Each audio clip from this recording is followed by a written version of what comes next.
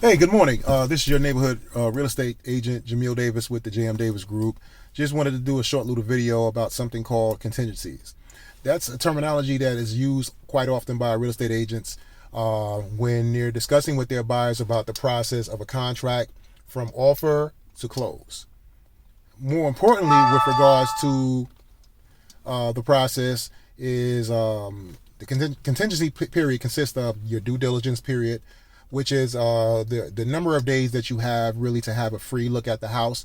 Obviously, that is a negotiable term with you and the prospective seller, or if you're on the listing side, the prospective buyer. That's an agreed upon period of which is a hold harmless type of situation. If the buyer decides that they do not want to move forward with the house, they can terminate and get their earnest money back. What's happening nowadays in the market is because of the competitive nature of things, sellers are now requesting buyers' due diligence periods be short. So a new strategy that's being implemented is something that a lot of agents don't utilize, but I think it's kind of an important tool, especially depending on your client's risk tolerance. Something called 0-day due diligence with right to inspect and to ask for repairs. What that simply means is that the buyer cannot terminate for any other reason other than, say, they do their inspection, the inspection comes back and there's repairs that need to be done.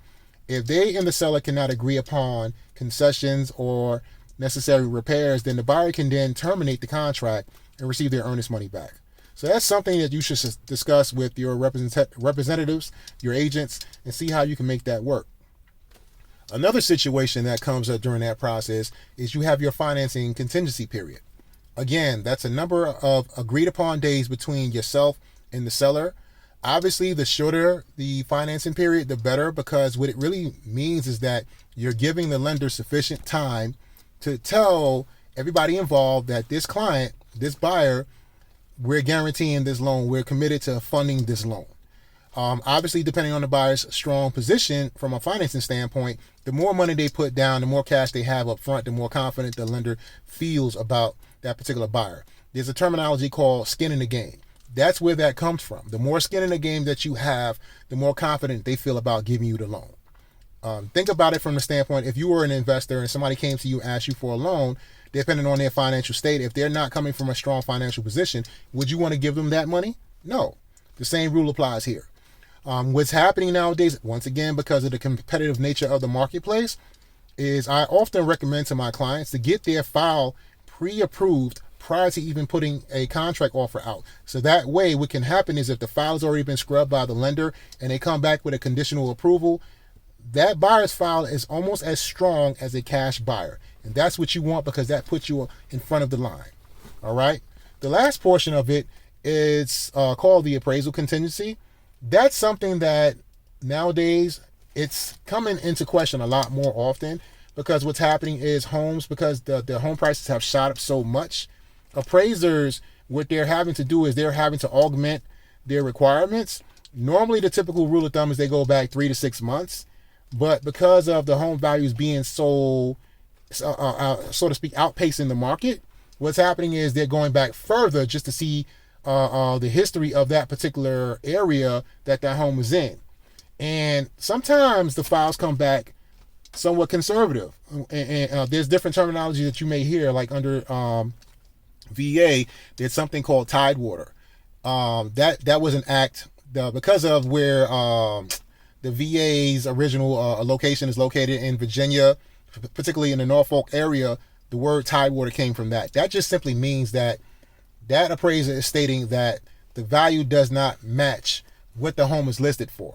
And they give the seller's representative, which is the listing agent, sufficient time to come up with information or comps, so to speak, to submit to them to justify why the price should be where it's at. The loan officer and the appraiser have to then work and consult to decide if it makes sense for them to adjust the value. The appraiser is not at liberty to have to do it. Once they submit their value, it is what it is. So in a situation like that, if you can't come to an agreement, then there's an appeals process that's involved.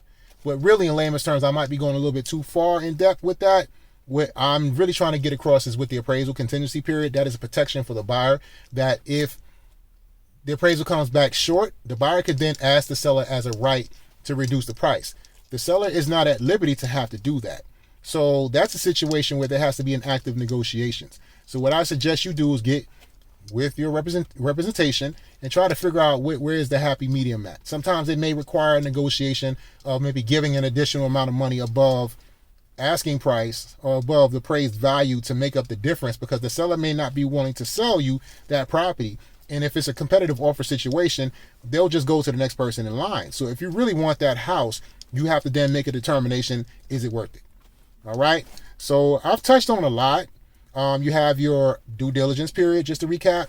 You have your financing period, and you have your appraisal period. Due diligence is a free look, hold harmless setup, in which if the buyer decides to terminate for whatever reason, it receives their earnest money back.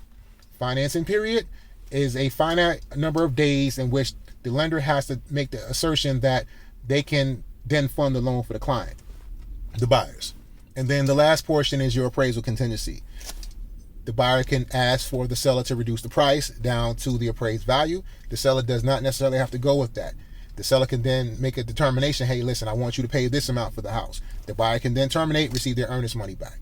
Best case scenario, you reduce the price and you move forward with the sale. So there it is. Just wanted to do a quick little video for you guys. Hope that was some valuable information. If you like that, please hit the like button. I need help with boosting up my numbers, so I would appreciate the support. Thank you.